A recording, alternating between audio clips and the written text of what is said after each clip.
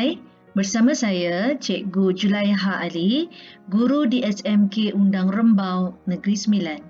Ini adalah video penerangan Geografi Tingkatan 1, Bab 10, Bentuk Muka Bumi dan Saliran di Asia Tenggara. Dalam video siri 6 ini, Cikgu hanya akan menerangkan tentang sungai dan tasik di Asia Tenggara.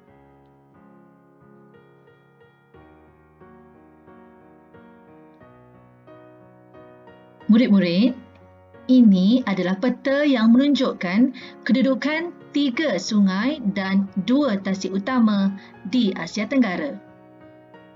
1. Sungai Mekong. 2. Sungai Irrawaddy.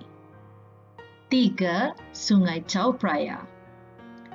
2 tasik utama di Asia Tenggara ialah Tonle Sap dan Danau Toba. Murid-murid, Sungai Mekong merupakan sungai terpanjang di Asia Tenggara, kira-kira 4,880 km. Sungai ini berpunca dari dataran Tibet di utara, mengalir melalui Yunnan di China, Myanmar, Thailand, Laos, Kemboja dan berakhir di Vietnam. Lebih 90 juta penduduk bergantung hidup pada Sungai Mekong, terutamanya pesawah padi. Lebih 140,000 kilometer padi sawah ditanam di lembangan Sungai Mekong.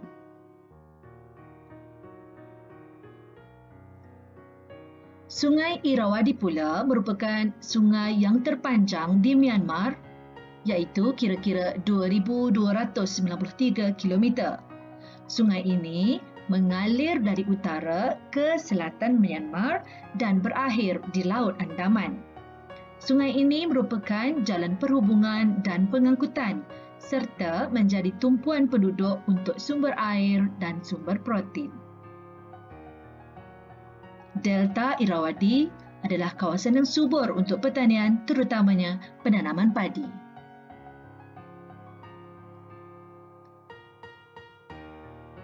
Sungai Chao Phraya pula merupakan sungai yang terpenting dan terpanjang di Thailand, kira-kira 372 km. Sungai ini mengalir dari utara Thailand dan menuju ke Teluk Siam. Lembah Chao Phraya kaya dengan tanah aluvium yang subur untuk penanaman padi. Sungai ini merupakan jalan pengangkutan utama di Thailand. Bandaraya Bangkok terkenal dengan pasar terapung sehingga diberi nama julukan Venice Timur. Sungai Menam Chao Phraya juga penting untuk mengangkut kayu balak dan barangan pukal. Murid-murid, Tonle Sap atau Tasik Sap yang terletak di bahagian barat Cambodia merupakan tasik air tawar semula jadi terbesar di Asia Tenggara, iaitu kira-kira 2,569 km persegi. Tasik ini membekalkan sumber air untuk keperluan domestik penduduk Cambodia. Sistem pengairan berpunca dari tasik ini membentuk terusan yang digunakan untuk penanaman padi secara meluas. Perikanan air tawar merupakan kegiatan ekonomi terpenting dan dijalankan sepanjang tahun. Tasik ini juga merupakan kawasan pelancongan dan kapal dapat mudik ke kawasan tasik melalui Sungai Mekong untuk membawa pelancong. Danau Toba atau Tasik Toba terletak di Sumatera Utara, Indonesia. Tasik ini merupakan tasik vulkanik yang terbentuk akibat ledakan gunung berapi di kawasan pergunungan. Saiz Danau Toba ialah 100 km panjang dan 30 km lebar serta dianggarkan mempunyai kedalaman 500 meter yang menjadikannya tasik vulkanik yang paling dalam di dunia. Tasik ini membekalkan sumber air untuk keperluan domestik dan aktiviti pertanian selain pelancongan.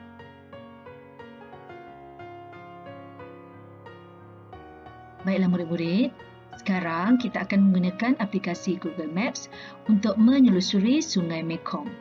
Okey, seperti yang telah sedia dimaklumi bahawa Sungai Mekong ni berpunca daripada dataran tinggi Tibet dan melalui Yunnan, wilayah China.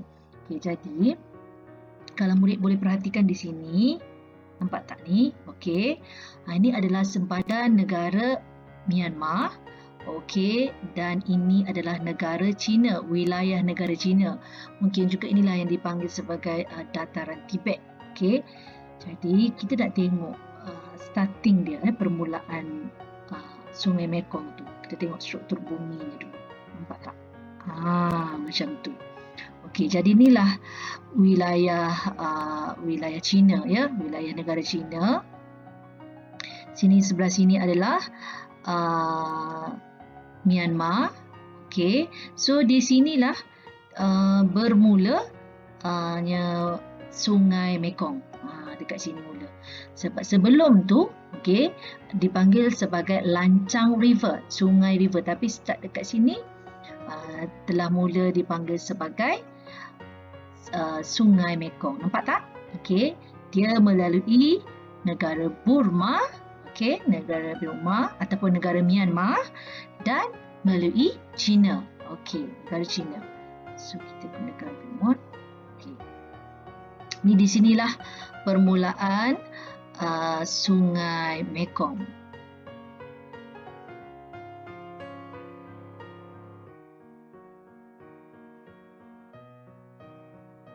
Okey.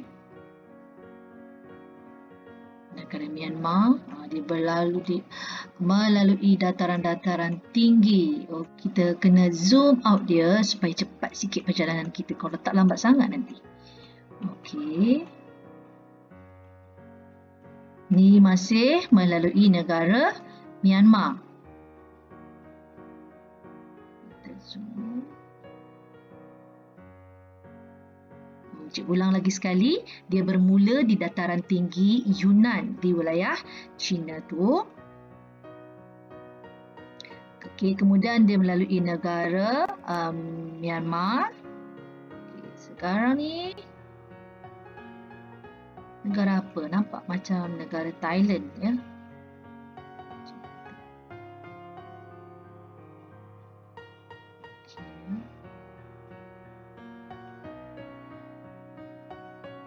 Betul. Tadi kat sini dah sampai Thailand, yang Myanmar tadi dia sepanjang kawasan ni lah. Kawasan ni, ya. Okey. Kemudian dia dah masuk ke bahagian Thailand. Okey, kemudian seterusnya masuk ke negara Laos. Dia mengalir melalui negara Laos. Okey, Laos. Okey, kemudian terus lagi melalui ibu negara Laos. Okey. Lepas tu okey.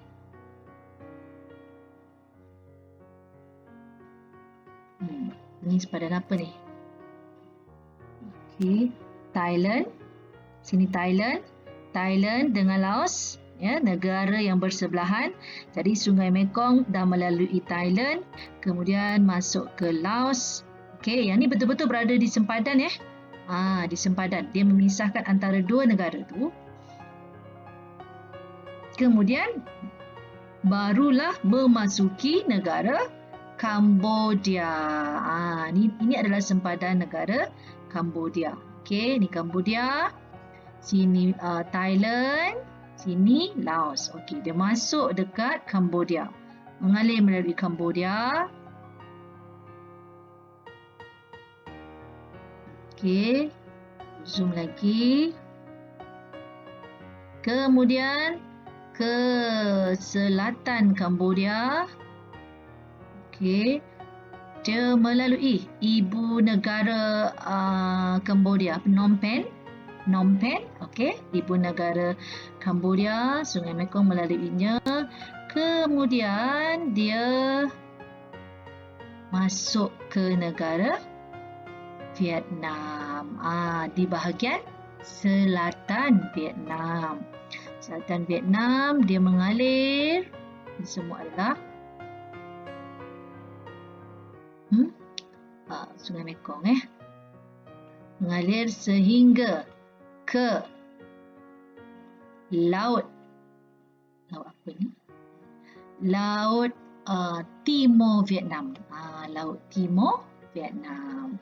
Di sini di sinilah berakhirnya ni Mekong River Di sinilah berakhirnya Sungai Mekong River yang tadinya berpunca daripada dataran tinggi Tibet dan Yunnan wilayah di negara China. Kemudian melalui negara Myanmar, negara Thailand, kemudian terusnya negara Laos, Cambodia dan Vietnam. Baiklah murid-murid, sekarang kita akan menyusur pula Sungai Irrawaddy, sungai yang terpenting dan terpanjang di Myanmar, iaitu hampir 2,293 km. Okey, dia bermula di sini murid-murid. Okey, kat sini kita nampak Maliha River.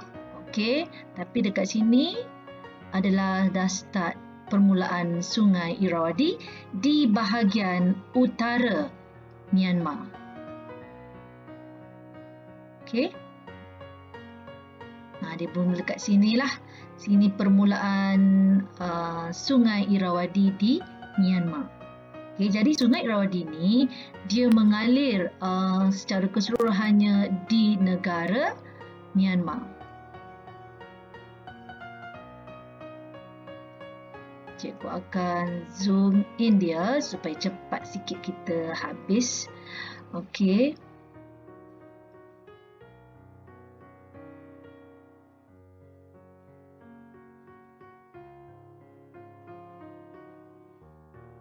Sungai Irrawaddy, nampak ya? Ni daripada pandangan atas. Kita kena zoom supaya dia cepat habis. Okey, Sungai Irrawaddy. Dia berakhir di mana? Sungai Irrawaddy berakhir di bahagian selatan Myanmar di Laut Andaman.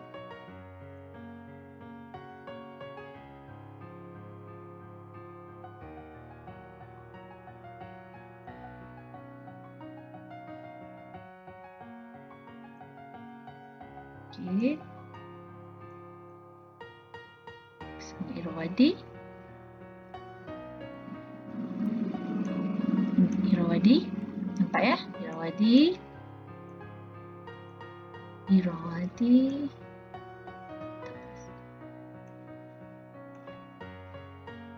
Okey, ni.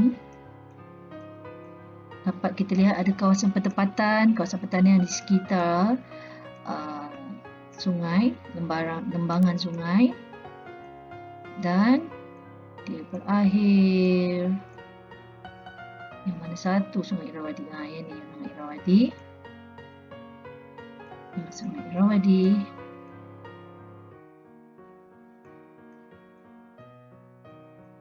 Dan Laut Andaman. Baiklah murid-murid. Sekarang kita nak menyusul pula Sungai Chao Phraya di Thailand. Sungai Chao Phraya ni merupakan sungai terpenting dan terpanjang di Thailand, iaitu kira-kira 372 km.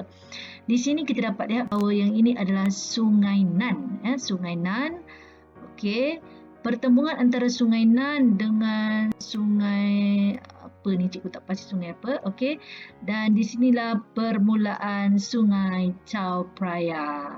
Okey, dia banyak melalui bandar-bandar besar di negara Thailand. Cikgu kena zoom out dia supaya perjalanan kita lebih pantas ya, sebab kita nak menyusul 372 km ni. Jadi cikgu bawa je murid-murid tengok. Ni dia Sungai Chao Phraya.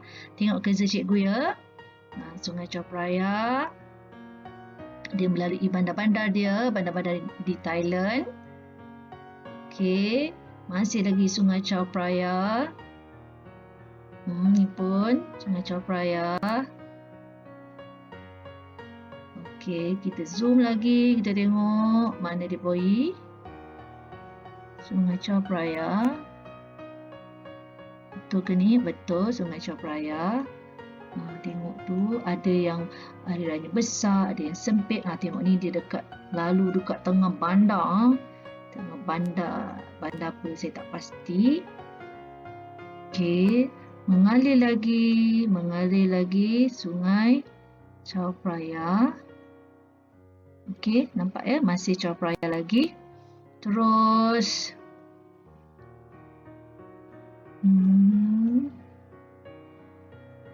Sungai Chao Phraya, dia dah masuk dekat kawasan-kawasan bandar di Thailand.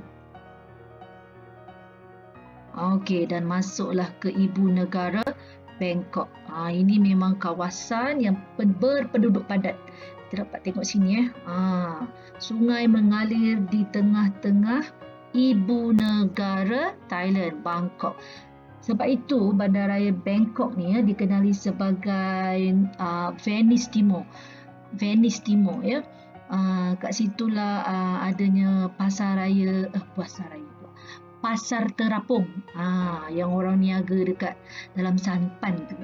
Dekat sinilah, dekat kawasan ni lah. Dekat sungai-sungai ya. Dan Sungai Chao Phraya ni berakhir di Teluk Siam.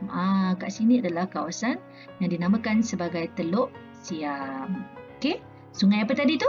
Sungai Chao Phraya di Thailand. Baiklah murid-murid, ini adalah lokasi Tasik Toba atau Danau Toba yang terdapat di Sumatera Utara, Indonesia.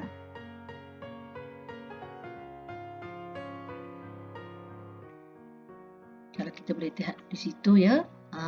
Okey, inilah dia Tasik ni. Okey, berapakah panjang Tasik ni? Tasik ni panjangnya 100 km. Daripada atas ke bawah ni 100 km. Kemudian dia punya lebar ialah 30 km dan kedalamannya ialah 500 meter. Menjadikannya tasik volkanik yang paling dalam di dunia. Okey. Tasik volkanik tu maksudnya tasik yang terbentuk akibat ledakan gunung berapi. Seperti yang kita sedia maklum bahawa kawasan Indonesia ni adalah kawasan lingkaran api Pasifik. Okey. Memang banyak gunung berapi di situ, jadi bila berlaku letusan gunung berapi yang dah lama berlaku, lebih kurang 73 hingga 75,000 tahun dahulu, wujudlah Danau Toba ni, ataupun Tasik Toba ni. Apa aktiviti yang berlaku di sekitar tasik ni ataupun yang berlaku di tasik ini? Tentulah aktiviti pertanian di sekitar kawasannya dan membekalkan sumber air untuk kegunaan domestik kawasan sekitar. Selain itu juga Danau Toba ni merupakan satu destinasi pelancongan di Indonesia. So kita cuba tengok sikit apa yang boleh kita tengok. Ni dia Danau Toba macam tu. Adalah sangat kan nak pergi kat pulau dia ni. Okey, lupa nak bagi tahu dia ada sebuah pulau di tengah-tengah tasik ni. Begitu besar tasik tu sampai ada sebuah pulau. Pulau apa namanya? Pulau Samosir. Okey. Ni Pulau Samosir. Okey. Apa aktiviti dekat Pulau Samosir ni? Kalau kita boleh tengok, ada pertanian ke? Ada jugalah pertempatan Ada pertempatan, nampak tak ni? Ada warung, ada gereja. Okey, ni ada gunung ada gunung. Di tasik ada pulau. Di pulau ada gunung. Apa nama gunung tu? Gunung Toba. Nampak tak ni? Gunung Toba. Okey. Itulah dia. Tasik Toba, ada Gunung Toba. Menariklah kawasan dia ya. Ini kawasan apa? Kita tengok, dia zoom in, di kawasan apa nampak? Kawasan pertempatan. Tak banyak lah tapi ada ada pertempatan di situ. Tengok muka bumi dia. Nampak? Bukit Bukau kau. Wow. Okey. Buka. Ada rumah siapa kat sini? Kan ada orang tu. Ada orang tu. Nampak tak? Okey, ada bukit. Tu air tasik ni. Air tasik. Cuba bentuk muka macam ni. Macam tu. Macam itu. Okey, tengok apa lagi kat sini. Macam mana kita nak menyeberang daripada tasik ke pulau ni? Ada jambatan dia ni. Ada jambatan. Kat sini banyak ya. Banyak dia punya penduduk ni. Memang ada orang duduk dekat Pulau Samosir ni. Okey, kawasan pertanian. Nampak tak? Ada jambatan. Yelah, nak menyeberang antara tasik tu ke Pulau Samosir tu. Okey. Tengok lagi. Banyaklah pertempatan dia. Yelah, kawasannya luas kan, 100 km. Bayangkan. Besar kawasan tu. Jadi memang adalah orang yang duduk kat sini. Nampak rumah-rumah orang kan. Itu. Okey, itulah dia tinjauan kita di Danau Toba. Seterusnya, kita nak tengok pula Tonle Sap di Cambodia. Tonle Sap di Cambodia. Apa yang ada kat Cambodia tu? Okey. Kita tengok Cambodia. Tengok untuk muka bumi dia. Dia adalah kawasan dataran ya. Kalau dekat Sumatera tadi tu, Sumatera Utara tu banyak kawasan, dia antara di kawasan-kawasan pergunungan. Ini adalah kawasan dataran. Kawasan dataran. Data lah. Nampak kan? Data. Jadi, ni dia. Tonle Sap. Antara tasik air tawar semula jadi terbesar di Asia Tenggara, 2,569 km persegi. Baiklah murid-murid, sebagai rumusannya, inilah dia 3 sungai dan 2 tasik utama di Asia Tenggara. Murid-murid boleh menyusul sendiri semua sungai ini dan tasik ini menggunakan aplikasi Google Maps. Jangan lupa like, share dan subscribe channel Cikgu sebagai tanda sokongan kepada Cikgu. Hingga jumpa lagi.